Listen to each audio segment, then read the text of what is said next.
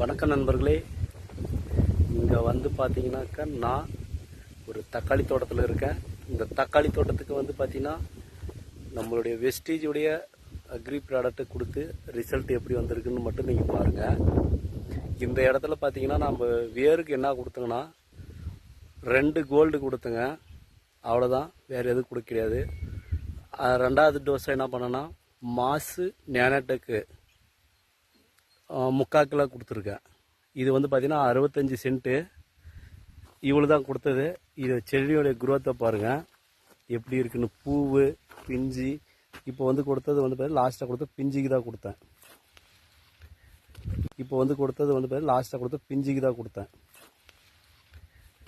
வெஸ்டீஜில் result இல்லை அப்படின்றவங்களுக்கு இந்த வீடியோ வந்து ரொம்ப யூஸ்ஃபுல்லாக இருக்குன்னு நினைக்கிறேன்.